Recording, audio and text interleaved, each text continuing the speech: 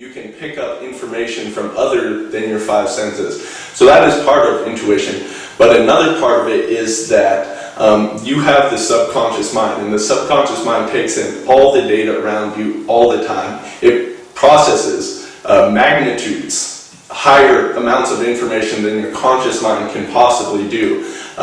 People under hypnosis have been able to regress to a time in their childhood and been able to describe complete details as if they were there in the moment that they don't consciously know at all, because the subconscious mind takes that data in and it stores that there.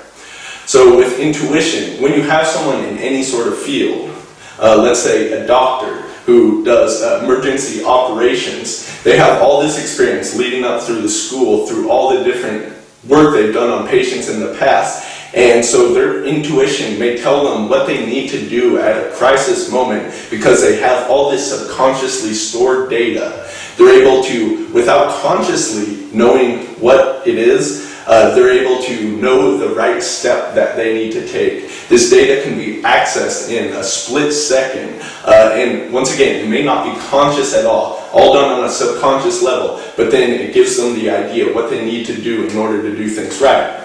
When we talk about training, it's really the same thing.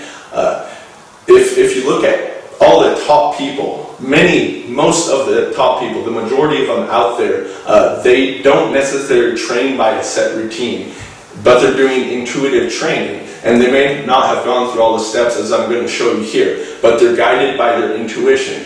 Now, how is this possible? It's because they have trained for years. They've probably started off with routines that they read out of books, DVDs, whatnot, and got out of magazines. They learned all these different exercises. They found out what worked for them. All this stuff is guiding their intuition. All that data is getting stored, so they know that what works for them. They know what works for their body. And so 20 years of training, they're able to really figure out what works best for them.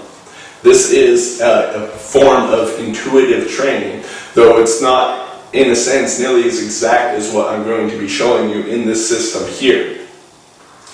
Though another part of intuition is having hunches. Basically, this is when you have an idea that comes up from your subconscious. You don't know where it came from, but it gives you an idea of what you should be doing. This can apply to training too. Just an idea to try a new exercise out, to try a variation out that may work out really well for you. Once again, it's informed by your intuition, and that comes from all the practice you've done.